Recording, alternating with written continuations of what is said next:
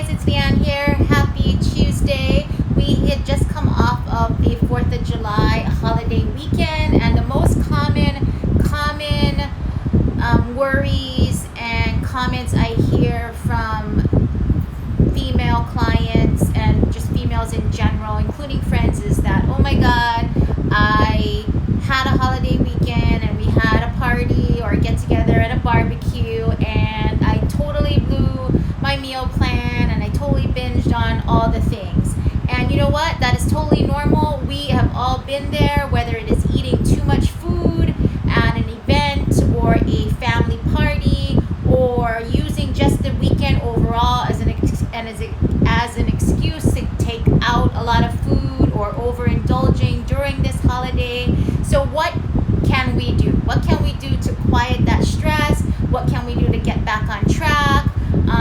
What can we do to help ourselves to feel better about some of the stressors that are going on in our mind if we perhaps overindulged over the holiday? So I use a strategy with my female clients, the 3 N's: nice, neat, and no worries. The 3 N's: nice, neat, and no worries.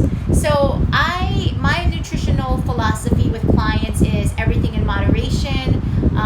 We try to steer away from any kind of extreme dieting or extreme protocol in terms of eating and exercise. And that is a process that takes over time. So with that being said, things do come up. We do get off a meal plan. We do get off of our what we had planned on eating, because stuff happens, shit happens, life happens. So I've developed the 3 N's to work with my clients to help them navigate through what can be a stressful time when you feel like you are not hitting what you are trying to hit. And again, so the first one is nice. Just be nice to yourself. Be kind. Don't feel guilty. That's the first thing. If you've overeaten or binged, don't feel guilty. The first step is you need to have a positive mindset, and we need to start shifting the thoughts away from good food and bad food, or eating too much of certain foods and eating too little of other foods, because this just gets into this real negative and unhealthy mindset. Let me turn off my fan. It's so loud at my house. So of course, there's foods that have a lot of nutrients and foods that have fewer nutrients, but at the end of the day, just try not to be too hard on yourself, and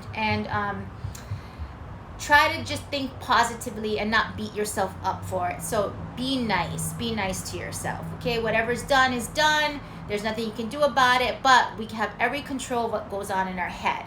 So the second thing is neat. NEAT is actually an acronym, NEAT, and NEAT stands for non-exercise activity thermogenesis, which just basically is a fancy way of saying all the energy you use for everything that does not include your sleeping, your eating, your sports-like exercise, or your physical activity. So NEAT activity or NEAT energy expenditure is stuff like walking to work, when you're typing, if you're gardening, if you're out in the yard, if you're walking your dogs, if you're taking the stairs instead of the elevator, if you're parking away further from the grocery store than you normally would. All of these little activities, what I call mindful movement, these neat activities, they add up to a good amount of calorie expenditure if we're constantly aware of it. So instead of, if you've binged or having a negative thought about eating something you shouldn't have, or eating more than you would have liked,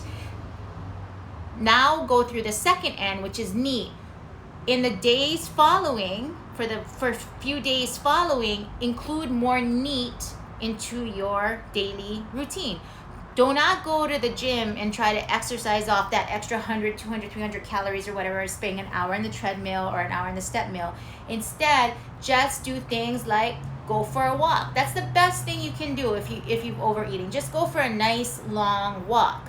Also, like I said, all those tips on parking further away from the grocery store. Figure out in your day all these little neat activities that you can add to help kind of offset that feeling of discomfort or stress you may be experiencing by overindulging. So if in a typical day you work at an office, then park further away than you usually do.